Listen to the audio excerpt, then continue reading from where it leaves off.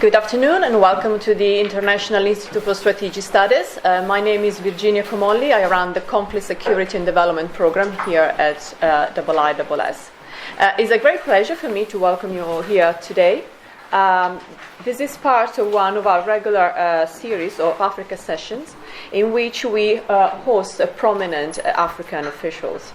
And today we are very fortunate to have here with us Professor Charles Dokubo, who has held the post of coordinator of the Presidential Amnesty Programme since 2018. And we'll have the opportunity to hear from Professor Dokubo about the experience of the Amnesty Programme, which is just over 10 years old. And I'm sure there are a lot of lessons that can be drawn from this experience. And I'll also be interested in hearing about the challenges and Professor Dokubo's expectations for the future as well.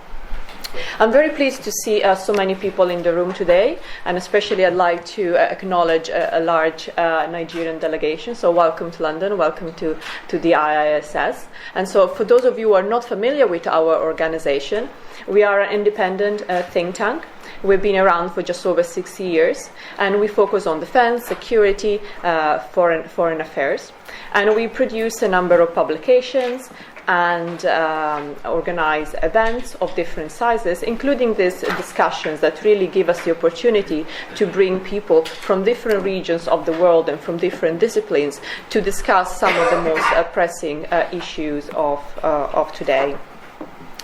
So just to give you a little sense of how the discussion will work, we'll first hear from Professor Dokubo for about half an hour. Then we'll have about 30 minutes for questions and answers with you all. And then we'll be able to carry on the conversation over lunch, which will be served just in the room next door. So please stick around so we can carry on the conversation in more informal settings. Before we start, please be aware that the conversation is on the record. So if you want to discuss it with people afterwards, tweet about it, please feel free to do so. So again, welcome. Professor Dokubo, welcome again. It's a great pleasure to meet you and to have you here. And the floor is yours. Oh, thank you very much. Distinguished ladies and gentlemen, may I begin by expressing my profound gratitude of being invited to this honorable place, the International Institute of Strategic Studies. I must also specifically commend you for the special and topical issues that you've raised on the African series that concern and interrogate issues in Africa. I can attest to the fact that outcome of your deliberations are invaluable resource material for a broad spectrum of stakeholders across the continent and beyond. Furthermore, to add to this connection, that I am particularly pleased that the Presidential Amnesty Programme of the Federal Government of Nigeria is up for scrutiny by this August meeting.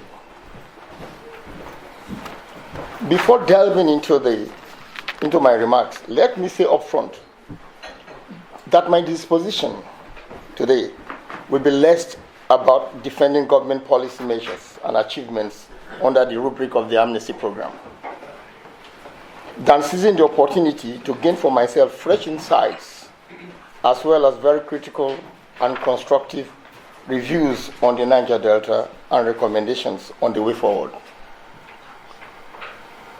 For while we are happy to note our modest achievements which have been very instrumental to the peace and tranquility which currently prevails in the region, we recognize and remain very intent on the imperative of constructively engaging with diverse stakeholders as the modality for attaining optimum and sustainable peace. A brief. The Niger Delta region for some time, as an academic, there is a theoretical framework we normally use to define the Niger Delta as that of an internally colonized people. Internally colonized, not because of their numerical inferiority, but because of their inability to have a level playing field with the other contesting factors of the Federation to attain heights that they believe that should be theirs. But I think we have gone beyond that theoretical framework now, because no person from Niger Delta could say that it's still a minority, ostracized, marginalized, and all that, and suppressed. That if from that very region you can have a president that ruled the country for about 7 years. So I think that concept or that theoretical framework has been set aside. The Presidential Amnesty Programme was initiated in 2009 as a response to the perennial socio-economic and ecological crisis in the Niger Delta. As we are all aware, Nigeria is one of the leading world oil producers, and the Niger Delta region is the main repository of Nigeria's oil and gas reserves.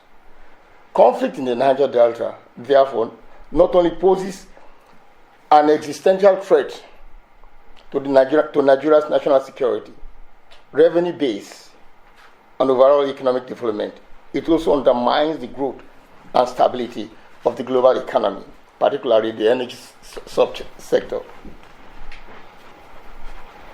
The etymology of the conflict in the Niger Delta needs not delay us here. Suffice it to say that with time, government has come to recognize the legitimacy of the claims and aspirations, and also the rights of the contending parties and all the stakeholders in the region. To harmonize this claim, and notwithstanding the fact that some aggrieved parties have resorted to militancy, sabotage, and in some instances, outright criminality, various governments had adopted a non-kinetic measure as the strategy with the optimum prospect for resolving the crisis. Distinguished ladies and gentlemen, the damage to the environment following decades of of activities of international oil companies and failure of state policies have been very telling and all too conspicuous.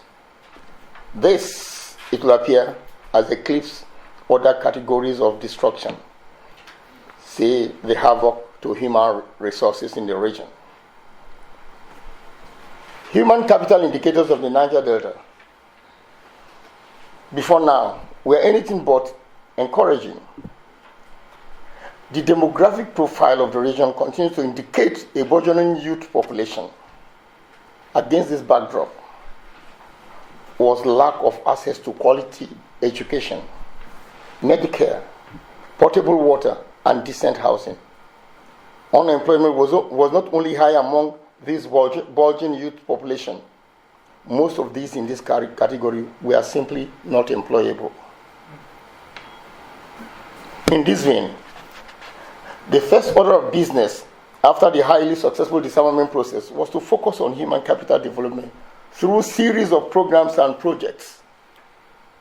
Under the administration of President Muhammadu Buhari, the Amnesty Programme undertook extensive vocational training programs in critical sectors including oil and gas, information and telecommunication, technology, art and craft, and diverse areas of engineering. As at the moment, well over 20,000 youths have laid down their arms and come out of the creeks and are presently engaged in diverse vocational training schemes, both at home and abroad. Of these, well over 10,000 have been absorbed into both public and private sectors of the economy. The government also introduced several empowerment schemes through which myriad interventions targeted at designated segments of the population were executed. The idea in such cases is to complement the amnesty program by stimulating the development of the overall social milieu. The argument is sometimes made that government through the amnesty program was just throwing money at the problems of the Niger Delta. Nothing can be further from the truth. I can confirm to you, ladies and gentlemen, that the resources being expended under the amnesty program is in tandem with the overall policy orientation and economic development plans of the administration.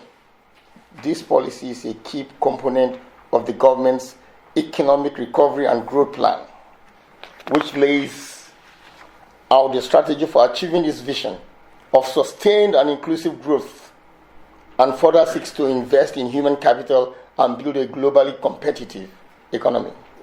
I'll digress from what I've written now, because I've always, since I took over about 2 years, nearly 2 years ago, not even 2 years, I realized that mistakes have been made in terms of the project itself.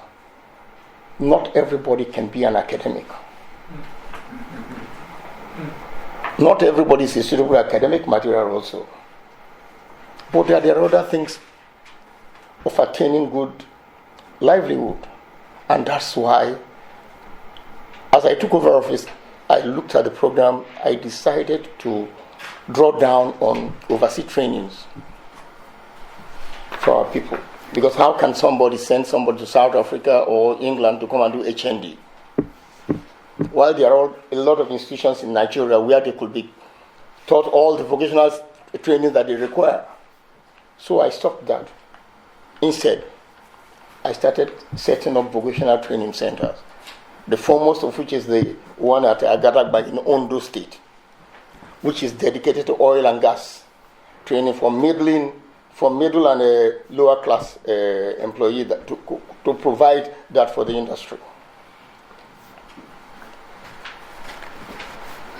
We have learned about everything else. The human capital development is the panacea to the conflict in Niger Delta. There is also what I always refer to as on-hands approach to the problem. Because leaving the Institute of International Affairs, where I was a research professor, and taking over the reins of the Amnesty Programme was such a different platform for me, and that I have to use all what I know. But what I realize is that you don't learn these things from the office. You learn it by doing the job. On-hands approach to the issues of conflict and crisis, and the way you respond to demands of our people in the regions. The crisis mostly is in the riverine areas and the deltas of the Niger Delta, like the name clearly shows, Niger Delta. So you have to go into the ravines, into the forests, into the places where they are. You have to deal with them, engage them, and tell them, buy them into the program, to make them believe that they have a better life instead of carrying guns and disturbing other things. You know, with the blowback in Libya, the region was awash with small arms and light weapons. Small arms and light weapons are weapons of mass destruction in slow motion. If you look at the people that have been killed through armed conflict, no nuclear weapons have killed as many people as small arms and light weapons. And our region was awash with such things. So after the Disarmament Programme, there was a need to try to bring them back to resuscitate the region back to health, and to show them new ways of making a living instead of carrying guns and all that. So the disarmament was successful. The vocational training was very imperative for me to carry out. Coming from the background that I did, I knew that, like I said, not everybody should be an academic, but you can do vocational trainings. The one in Agadagba in Ondo State is, I think, one of the best in the country, well equipped with modern and up-to-date equipment there, and that we have well-trained people who are training them there, so that at the end of 2 years training, they will be well equipped. And bearing in mind the oil sector, where we always pride ourselves that we have oil and that our people are not well represented, that could be a very viable means of them to employ those who have been well trained and those who belong to the region. Because the international oil corporations that operate in that area, you stay in well-lit places and create a rough neighborhood for your workers and all that. So a new sense of corporate social responsibility has also been put in place for these oil companies, so that they will also contribute well to the region with which they make all their profit. We have learned above everything else that human capital development is the panacea to the conflict in the Niger Delta. Consequently, these interventions are all motivated by the resolve of the government to grow and empower the lower percentile segment of the populace, which, arguable, is the demographic category from within which the most restive and militant tendencies rise and fester.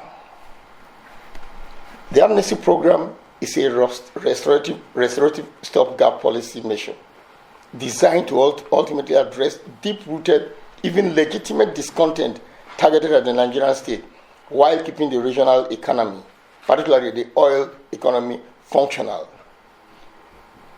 It aims to mitigate youth restiveness and bring the restive youths out of the creeks to, as it were, silence the guns aimed at particularly the international oil companies and the larger civil society. Lessons learned from the program.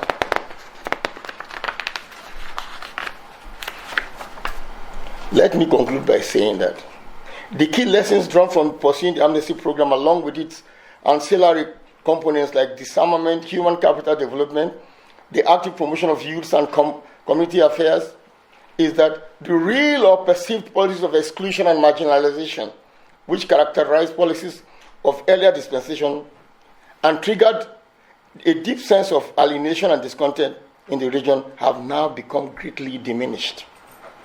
When you buy in the communities from which the oil exploration and exploitation takes place, to make them that they are benefiting directly from the proceeds of oil, to make sure that they could go to schools and be provided for, like any other Nigerian, you have taken that bit of discontent. Now their ownership of the program also means a lot.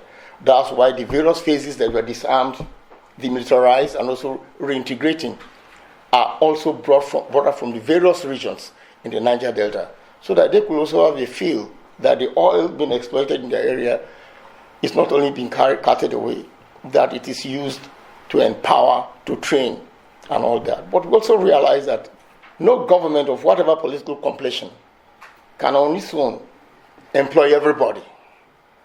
Government will only provide the enabling environment for which people could thrive and take initiative.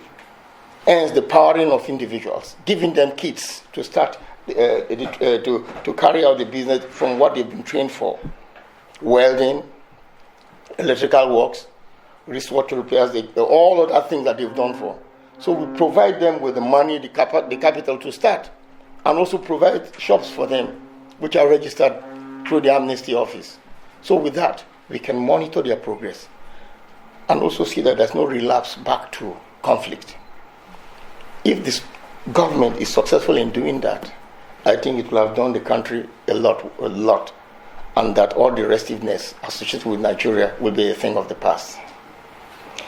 Government has ultimately settled for a whole-of-nation approach to governance and security issues management in the Niger Delta, and I might even add in the country as a whole.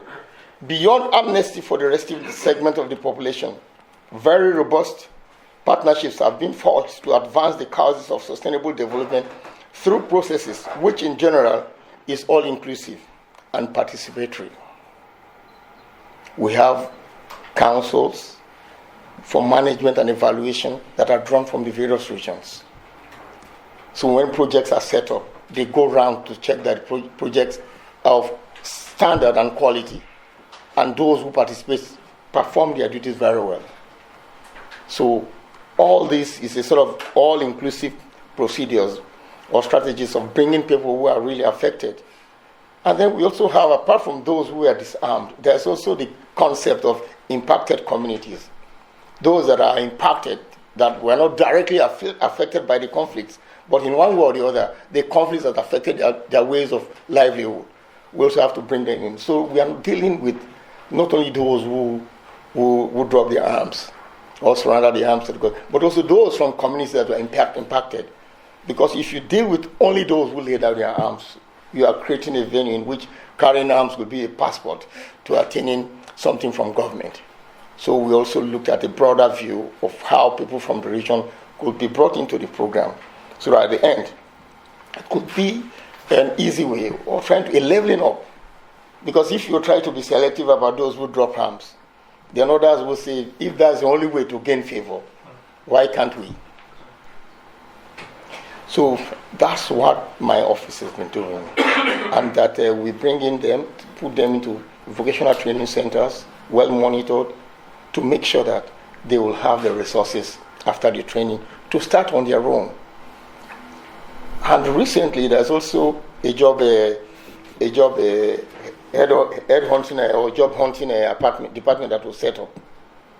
After your graduation, your names will be tabulated to the various ministries where they might have. We pay them for about 6 months, so that after 6 months, so people from about 10 that we send, either 3 or 4 will be taken in, and after another 1 year, others could be taken in. These are all ways of allaying because delisting people from the program also becomes a problem.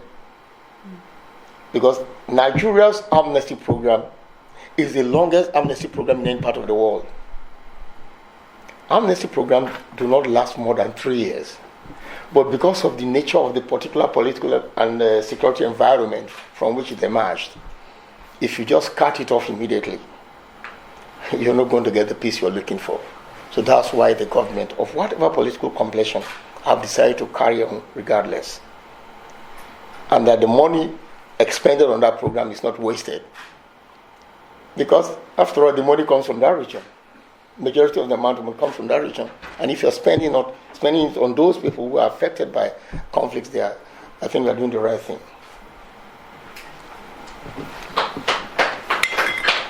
Distinguished ladies and gentlemen, given the relative peace enjoyed in the region in recent years, our approach in the context of the Presidential Amnesty Programme appears to be yielding the desired result. It remains my earnest expectation, nonetheless, that the deliberation at this meeting will yield new ideas that will advance even further the prospect for peace and development in the Niger Delta.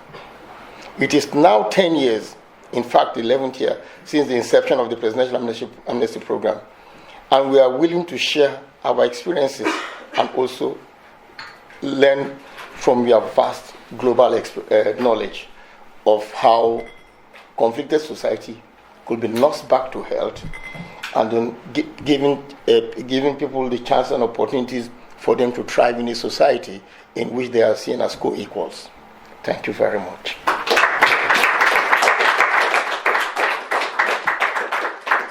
Well, thank you very much, Professor Dokubo. This was most interesting. I do have a couple of questions of my own, if you allow me, before I open up to... You are allowed.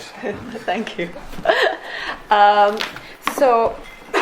Two things. One is just a short question. Of course, as you mentioned towards the end of your remarks, that the amnesty program in Nigeria has been ongoing for a long time. It's the longest in the world. And I remember in recent years, often there have been discussions with regards to whether it should come to an end, and that those became actually quite tense discussions.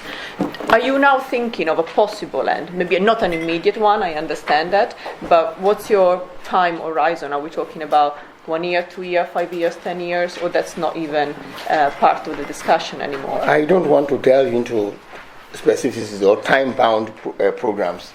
I was appointed by the federal government to carry out a project. When the government decided that we have done enough for our people, and we are able to resuscitate the environment and the economy of the region, and at this time, there will be an easing out process in which some of the functions done by the amnesty office will be given to the oil companies to run, so that the burden of the program will not be on the state anymore. If you work in a region and you benefit from it, you also have to contribute towards the stability of that region. For you to. That's why I think that's my own thinking. I'm just thinking aloud that the government will not just abandon the program. There will be a way of less government intervention, more participatory and partnerships, so that these vocational training centers that have been set up could be run outside the framework of government. Because one thing I know, and I know for sure, if any government tries to just stop, I don't know what is going to happen in the country. So every government of whatever political complexion is sensitive to the nature of the amnesty program, and they are ready to assist to make sure that it's a successful program. That's why they've drawn it for this long. Thank you. Well, I'll keep my other question for later on. I'd like to invite people from the floor to ask questions. And so just wait for me to call on you. And when I do, please introduce yourself. First, we have Ewan, and then the gentleman from the second row. But Ewan, you can go first. Somebody else. The first, and then you are second, sir. I'll keep it short. Thank you very much, Professor Ewan Grant. I'm a former law enforcement intelligence analyst, mainly tax and customs, who's worked in West Africa, Sierra Leone and Liberia, revenue management. My question is actually just a clarification about the security issue. You mentioned how Libya was awash with arms. Were you suggesting that some of those arms did cross into Nigeria through the migration routes?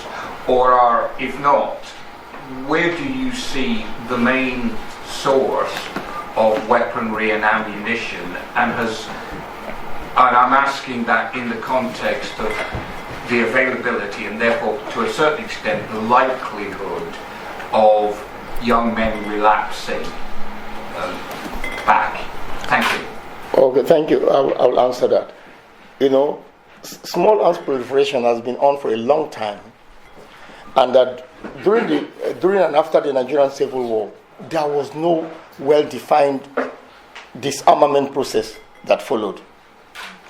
And also, the West African region is has been a cauldron of conflicts.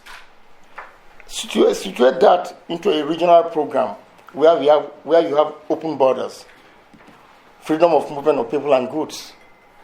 So borders are not well managed, and it creates an avenue for people who are gun runners to go through these processes to even sell and export arms. So the regional setting is also a function, and also certain parts of Nigeria, especially the northern part of Nigeria. When you are crossing from one part of the border to the other, you won't even know that you are living in another country. They have the same culture, the same market days and all that. So the concept of open borders and freedom of movement of people and goods has also been a catalyst for the proliferation of small arms and light weapons. But a country that also has experienced a conflict, it is not easy for you to put a stop to it, that they should not get weapons. It will not. They're not going to get weapons again. I will also bring back to you your experience in Northern Ireland, the Irish crisis, after the Good Friday agreement. You have factions also emerging. Some of them just want to be relevant. The new IRA. So also you have a new groups in the Niger Delta emerging. But what I try to do, wherever they rear their heads, I try to engage them to tell them the benefits of this program and how it could benefit their community and themselves. So small arms and light weapons, if I say has come to stay, I think I'll be overjudging, because regional government, the African Union also, have agreed to set up NATCOMs, national commissions on small arms and light weapons, so that they could check these things coming into the country. I believe that with the adoption of that policy, although my country is here to sign on that, if it signs on with that sort of NATCOM created, it will also stop somehow, the flow of arms into Nigeria. Thank you. A gentleman in the second row.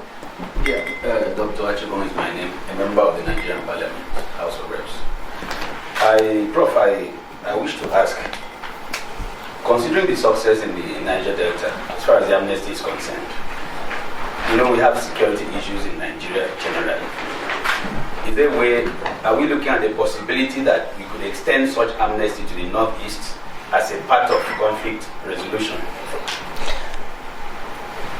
I will talk, because the chairman of the Northeast Development Commission invited me recently to pick my brains and to advise him on how to go about it.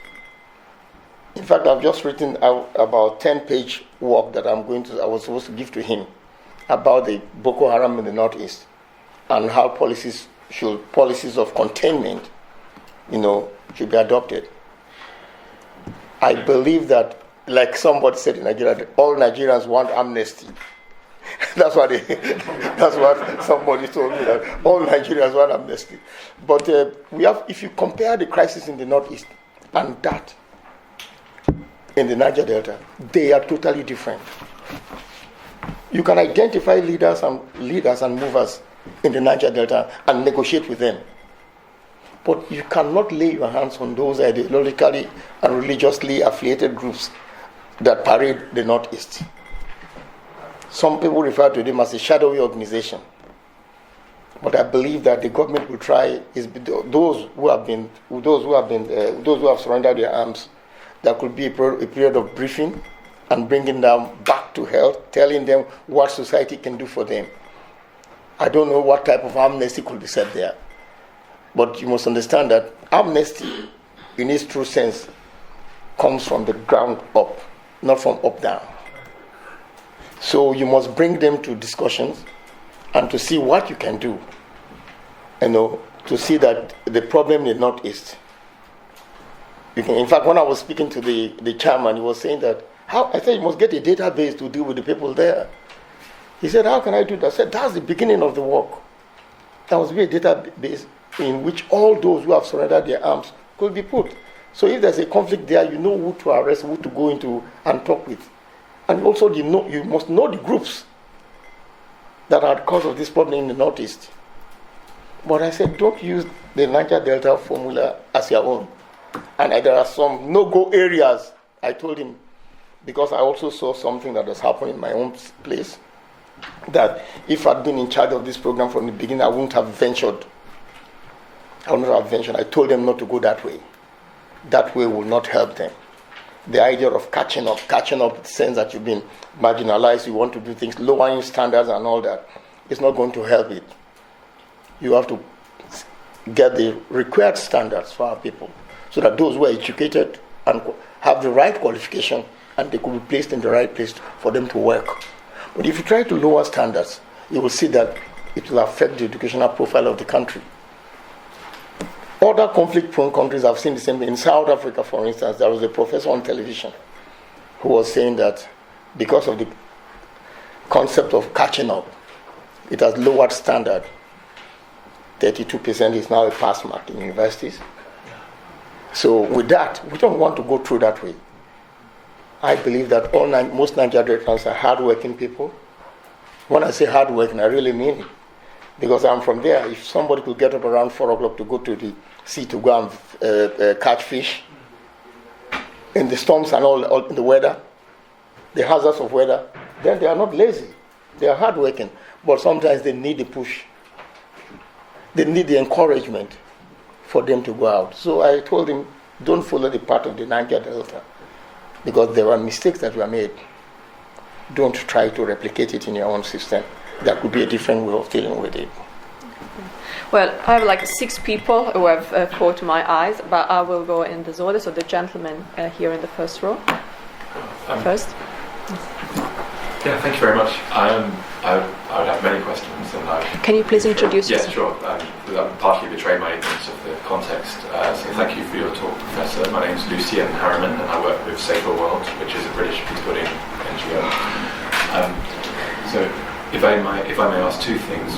One is I'd be fascinated to learn a bit more about the disarmament process, the means by which people agreed to disarm, how the disarmament was done, how it was linked directly to the Amnesty Programme, and any lessons from that. And secondly, I'd be curious to learn about the extent to which women have been involved in the Amnesty Programme, and how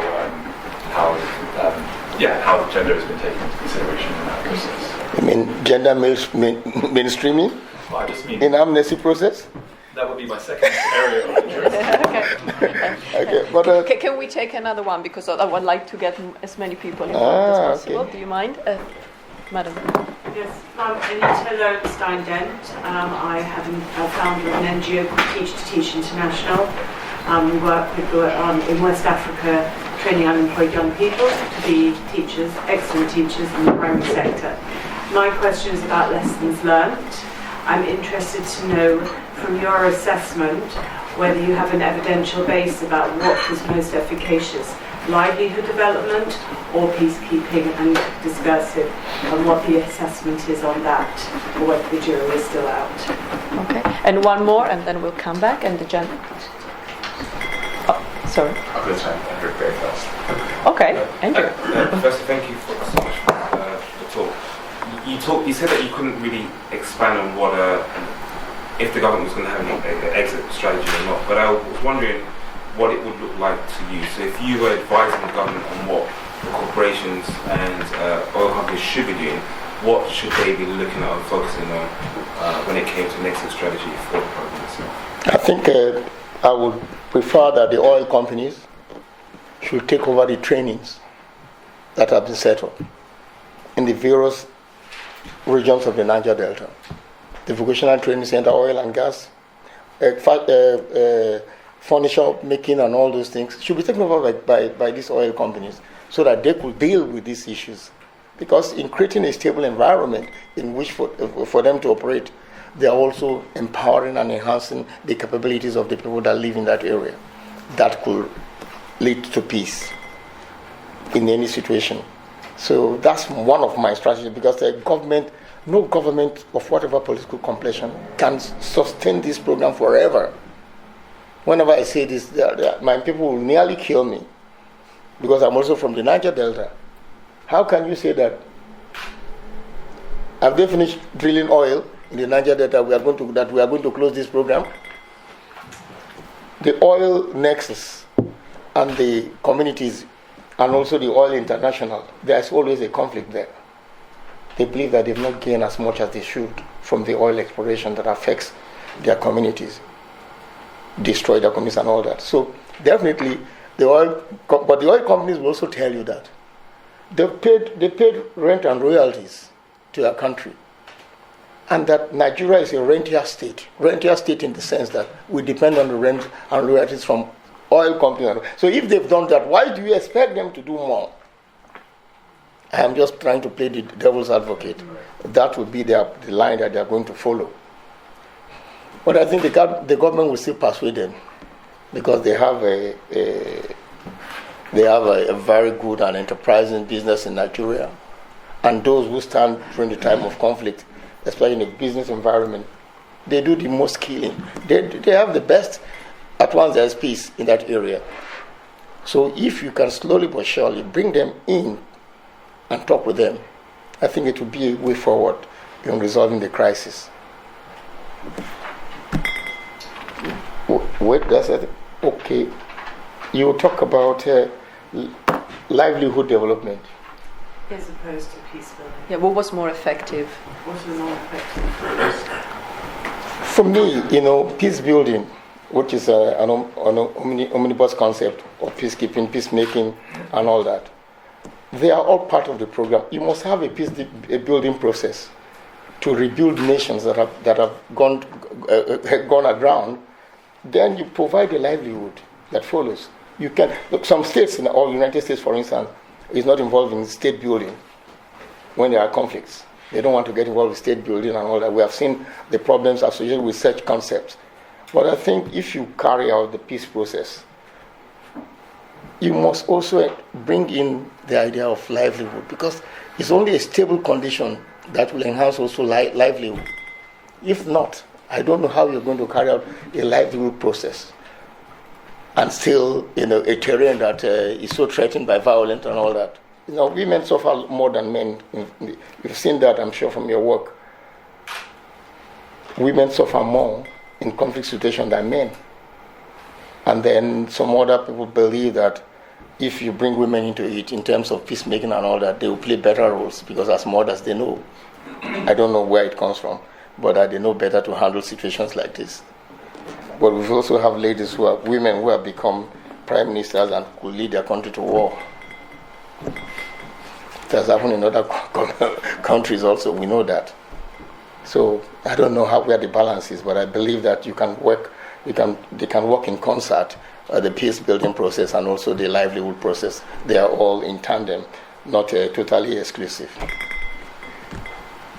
There was one question on disarmament. The gentleman just the disarmament process, how it linked to the amnesty program. Sort of. In fact, that was the first thing that started, because you must accept disarmament. They were all disarmed at a camp called Obubra in the southeastern Nigeria. It's Obubra, where they all disarmed, and then they were set into training, a new way of living and all that, abandoning gun. So from those who were disarmed, who are given UN codes and all that, to know them, to recognize them. That's how the program started. There are 3 stages: the mob, the militarize, and also reintegrate. My work is now at the tail end, as the third DDR, reintegrating failed societies back to health.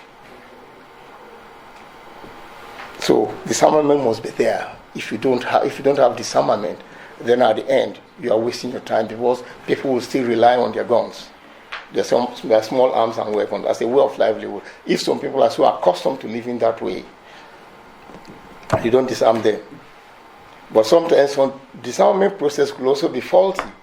Faulty in the sense that they will bring you the old and then guns, while they keep the better AK-47s at the side, because it has made them. In fact, for them, it's a way of living. So if you adopt a buyback program also, sometimes in a conflict environment like ours, it might not be successful, because they will make more money by using the guns than for them to sell it to government and take money and live. So you must bring them together, disarm them, in fact, demobilize and disarm, and then you try to reintegrate them. Reintegration is the most difficult part. Bringing them back to society, nursing them to health, telling them that there's a better way of living, and that there are ways the government can assist them in building themselves back to health. That is the most important and critical stage in which my program is.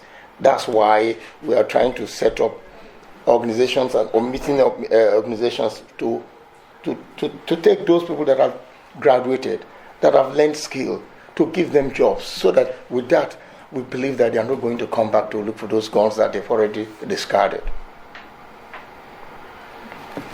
Well, I have 7 people on my list, so I'll ask people to be brief with their comments. First, the gentleman over here. Thank you very much for your time, Professor. My name is Ade Olapade. I'm a recent graduate from King's College at the Africa Leadership Center. My question centers on what you talked about with human capital development and how that's the panacea.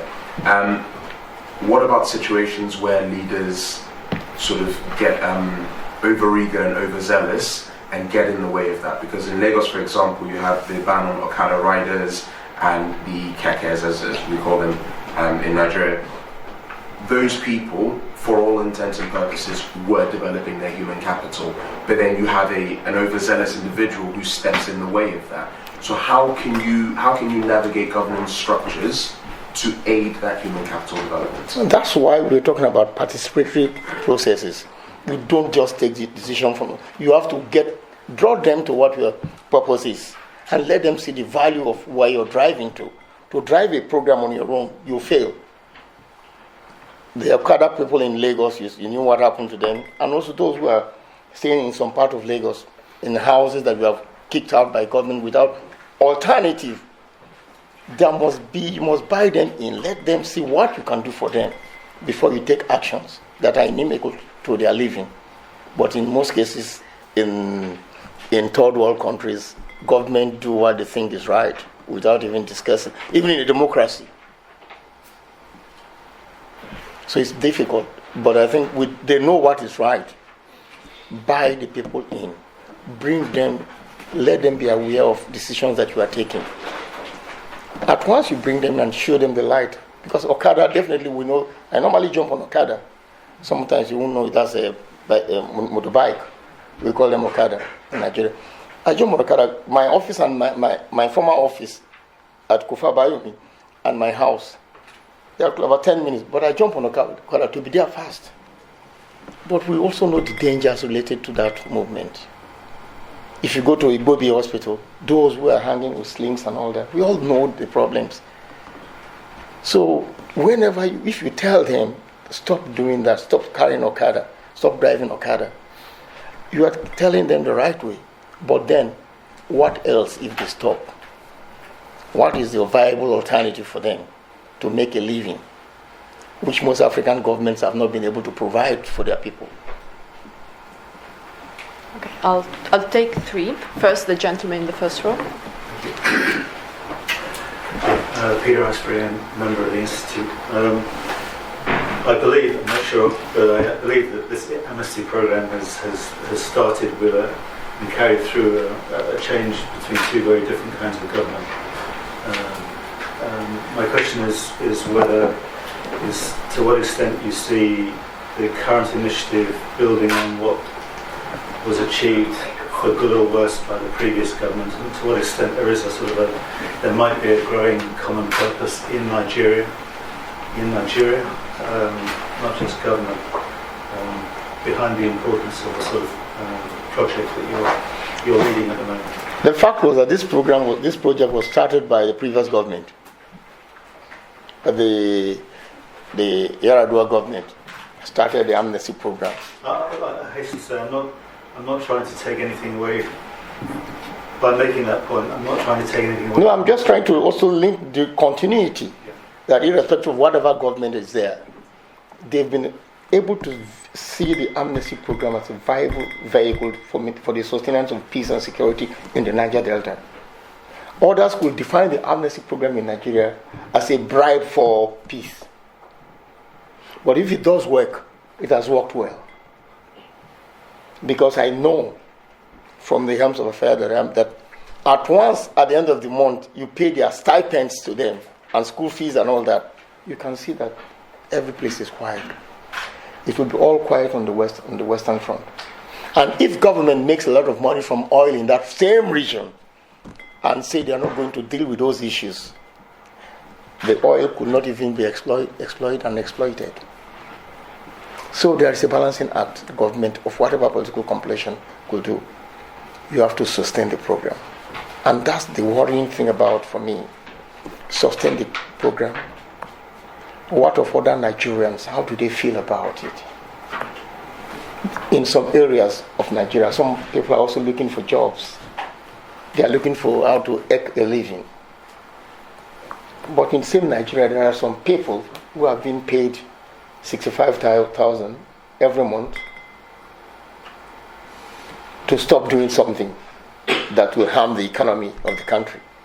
So there's a balancing act. Any government that wants to do anything that will disengage the program or disengage the program, I think they must have a viable alternative to pursue. If not, it would be a dangerous step to take. I am a government practitioner. Government appointed me. I don't tell government things that will not be good for government, but I will tell them what I know I can do and what others can also do. The sustenance of this program for me is very important for the peace and security of the Niger Delta, and also for the exploration and exportation of oil. Since the Niger Delta is the bastion of our economic survival, anything contrary to its sustenance will be difficult to justify. So governments of whatever political complexion will always follow through. I wish to see a government that will say that they don't want. And I'll put off my lies and come back to this country. Okay. Would it be okay if I take 3 together to give the chance No of problems. more people to speak? So first the lady in the 4th row. My name is Odemin Jax. I'm a lawyer and also an agric entrepreneur. I want to commend the coordinator, especially for the vocational training centers, because that's something that is severely lacking. But my comments basically is, I wish there would be more in the agric sector, because what are we going to do after oil in Nigeria and even in our area, in the Niger Delta, what are we going to do? As a farmer, I will say that we just do not have properly trained people to even hire. It's difficult for us to find them. And we don't have middle level, what I would call middle level agri-colleges, which if we had, would help us, because it's not to say government wants to do so much in agriculture, even with the amnesty program, and then there's nobody to employ to do the work. The other thing I think that would help is it will at last, whatever time the amnesty program comes to an end, if we had such vocational centers in place, it would remain forever. And I've noticed, of course, there are one or two that are about to take off. I think we could do a bit more in that area. Thank you. And now the gentleman in the third row. My name is Hassan Usman, and my area is Defense and Strategy Studies.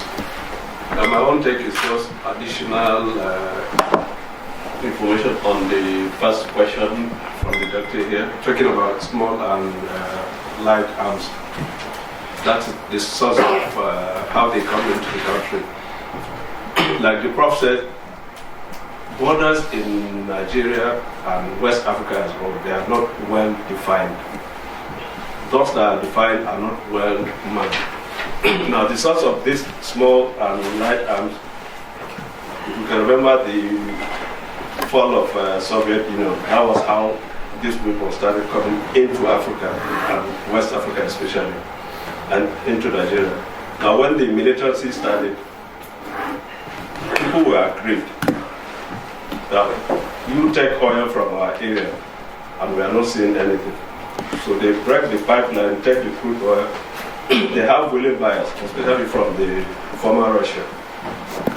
And in exchange for that, the buyers of this illegal crude oil comes in with weapons for them and take the oil.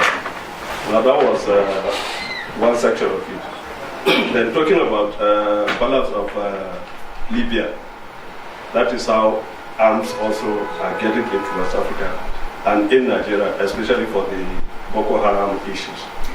So that is just my own more information on the doctor. All right, okay, thank you. Then we can take two questions. So last row, please. Thank you very much, Professor. Arne Quinn-Houston from NRCI, Geopolitical Advisory Firm. Thank you for the presentation. I'm missing a few points though, which I would have liked to hear. One is about the very concerning drop in foreign direct investments in Nigeria. That is a very crucial and serious issue, which I think should probably have been a part of the presentation. So what I'd like is quite a more holistic approach, which is more focused and more effective with relevant details. I talked to a lot of foreign investors and companies operating in Africa. I've traveled to over 30 countries by myself with bus across Africa. I see a lot of concerning issues. So I just would like to hear a little bit more. Could you address what the Nigerian government is doing to create a much more effective regulatory system to attract foreign businesses into Nigeria? I think that is absolutely crucial. And how are you creating steps to attract companies to the Niger Delta so that young people coming out of the situation which we're not talking about can actually have a hopeful future? Thank you. I think I'll deal with that. Foreign direct investment. The present foreign minister, I think in one of his writings, was saying that because of the toll gate economy process in Nigeria, every table you as a foreign investor, every meeting or every table you pass through, you have to pay your way through. There is now just a single body that you will deal with instead of dealing with the myriad of bodies that are involved. With that, it is easier for you as a foreign investor to deal and then just go through the country. These are problems that we have known. But also conflict situations drive people away. Like in the Niger Delta, when the conflict was at its highest, most of the people who work in the oil industry, they left the Niger Delta and they went to Lagos and also to the north. But also bear in mind that there is also a policy of the government. Lagos is a bit stable. Lagos. And then there is a very big refinery that is being built with the support of government by Dangote. That will be the biggest refinery in Africa. The fear for my people is that if your environment is not that stable, and Dangote starts refining and selling petroleum products, what are you going to do with your petroleum? So I think the government also and the people of the region are also thinking about it, because at first they didn't realize how difficult that situation. They didn't put that into calculation. Those who were foreign investors who come there, and if they are kidnapped and all that, the impact of that in the economy. There is a time you cannot see somebody like you walking in the streets of Port Harcourt. I'm sure you know that. I've been there. Yes. So, but now we are trying to. You can see that you can go back to Port Harcourt and even jog there. No person will disturb you. Steps have been taken, and for my program, it's a two-pronged issue that I deal with: the maintenance of peace and security in the Niger Delta, as well as enhancing human capital development. At once the region is now stable, or relatively stable, we are now ready for investment. I believe that if you come there, no toll gate economy taking money from you again. There's one body you will deal with, and you can come and invest. And it's going to be Dubai in the next 5 years. It's going to be like Dubai. Yes. That's what our government is trying to make of it. Because we have learned our lessons the hard way. We cannot continue to drive investors away. Look at Ghana now have enough oil. And you know the first statement they made when they drill oil in Ghana? We don't want to go the Nigerian way. So they've learned lessons also. So I think we're going to correct all the ills of this economy and the country, and make sure that Nigeria becomes receptive to foreign direct investment. It's going to take some time, but the government is working on it. How about the question from the lady about the agricultural sector, the fact that not enough people have been trained to be then placed in the... But that doesn't mean... We are training. There are some American companies who are there, Israeli companies that are there in Nigeria, training people, especially in Niger Delta and also in the north and the middle belt of the country. There are a lot of agricultural projects that are going on, mainly spearheaded by the Israelis. We are also partnering with them in terms of helping our people to go back to the land and make a living out of it. Also, one thing that changed with oil becoming the mainstay of the Nigerian economy was the lack of interest in agriculture that has affected our country badly. Now they are coming back to it because they realize that oil cannot be there forever. And like she said, years of fossil fuel, dependence on fossil fuel will end. Now people are doing fracking and all those things. There must be an alternative source of livelihood. I believe the agricultural economy will be one that could be more viable. If I were to be her, I would not be thinking about oil, I would be thinking about nuclear power. I would think about nuclear power because for me it is the cleanest source of energy, in spite of its dangers and all that. Because my PhD work was on nuclear weapons proliferation. So I can talk about that. But I think any government that will do that in a conflictual situation, one has to be very careful in terms of setting up reactors and wherever in certain parts of the country. Who is going to manage it? How won't fissile materials vanish from one part to the other? How can you carry out reprocessing fissile materials that have gone through the reactor? So it's a difficult ask as far as I'm concerned. But I think with time, if India could could have reactors and develop, and then they're using part of the nuclear energy. India is not a monolithic state. There are a lot of things, a lot of people fighting over citizenship and other things for a long time since the creation of the state. But they've been able to manage their ways in such a way that it doesn't affect the structure that are mainly national. I could also bring the issue of Argentina. When Argentina went through the nuclear path, when you have major generals taking over power and all that, it didn't affect the nuclear program because it was seen as a national program. I believe that the same thing could happen. And if I were to advise the government, I will advise them in such a way that our nuclear trajectory should follow the path of Iran, because in spite of threats and all that, sanctions and all that, they were able to carry on regardless. India, likewise. But I'm not advising government on those things. I'm going beyond my purview. But just because of my knowledge, that's why if not, I wouldn't have said anything like that. Well, I'm afraid, I know there are several people who are still in the queue, but we ran out of time. Would you be happy to take 5 more minutes worth of questions? I will. But please, people, just keep it short. First, the gentleman at the back of the room. My name is Felix Okenari. I'm a research student at the University of Bradford. And my question relates to, my comment relates to what the young man earlier said. You talked about the sustainability of the amnesty program as a synergy between the oil companies and the amnesty office. I was privileged to be a member of staff from the amnesty office from 2012 to 2015 before I came to this country to study.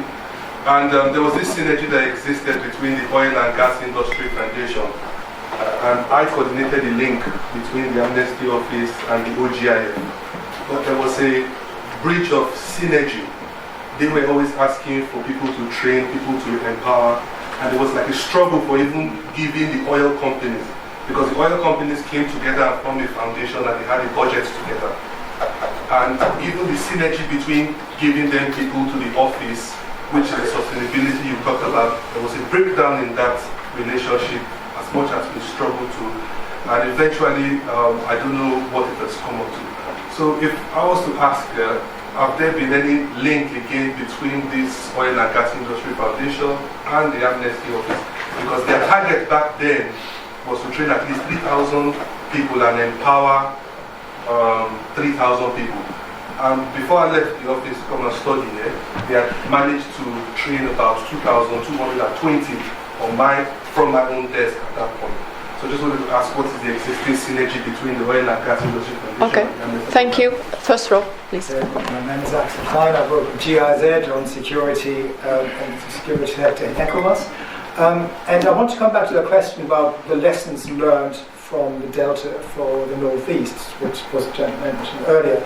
And you said there were completely different conflicts, but I thought one of the things that was a prerequisite for the peace process in the South was the recognition that the people who were perpetrators also had grievance. And I was wondering whether that process was, in your experience, was underway in the Northeast, that people recognizing that they're not just perpetrators, but also people with a justifiable cause, fighting for perhaps with illegitimate means. And perhaps tenuously linked to that, my second part of the question is, initially you said you recruited fighters into camps, people bearing guns. So these are easy to recruit in a way once you've made the contract, once you made contact and won their trust. But how do you engage with the next generations, the young men who are growing up now and who are not perhaps on your program and also want to get their bit of freedom? Okay, thank you. Second row here, please. Well, both of you actually are on the list. So. Okay. My name is Bob Manuel. I'm a policy analyst. I'm going to draw from where he stopped and what he asked. First, it appears to me that your passion and frustration is very practical. You think the program should continue, and I agree with you completely. But should it continue financially or institutionally?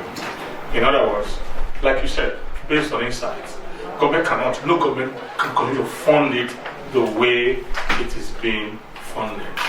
For me, I would suggest there to be a lesson drawn from what he has said, and that relationship be renewed in such a way that the programs of the amnesty,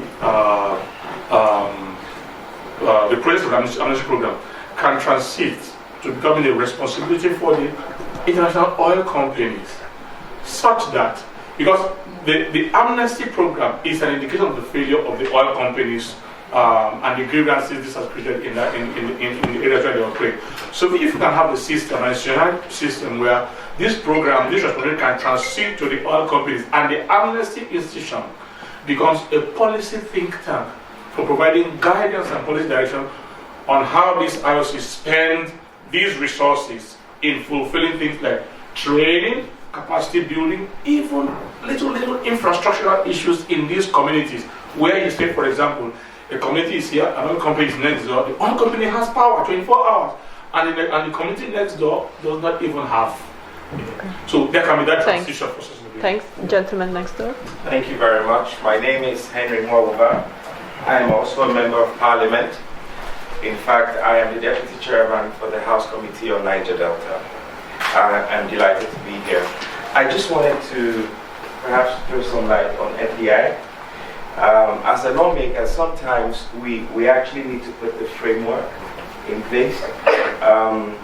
So what we're doing as a country right now is to improve our index rating on corruption, and then also improve the ease of doing business, like the professor has said, and also bring out some critical pieces of legislation. For instance, in the petroleum sector, as big as oil and gas is in Nigeria, we don't have a law.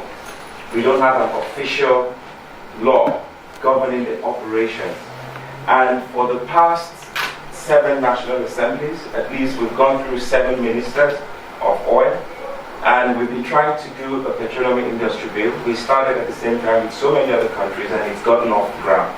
And where you have an industry where it's not regulated, there's no framework, capital will always look for the best place to, so you find capital looking for favorable destinations, and we as a country have lost about approximately, as at the last count, $20 billion worth of investment has gone away from our country. And so we in the 9th Assembly have put a date, and we're saying between June and December this year, we are going to pass the petroleum industry bill, and hopefully all the attractions that come with it will come back. And to Professor, I just wanted to say thank you for your talk.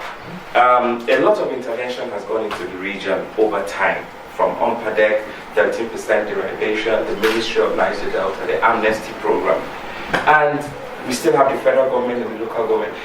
Is there any coordinating, monitoring board that is interagency so that you can even begin to actualize some of the things that you talk about? Thank you. And the very final question, second row. My name is Dr. Bob Manuel. I'm a consultant psychiatrist in the northwest of England. Thank you very much, Professor Dokubo, for your very good talk. I know you talked about a holistic approach to this Niger Delta problem. You've talked about the impact, security impact.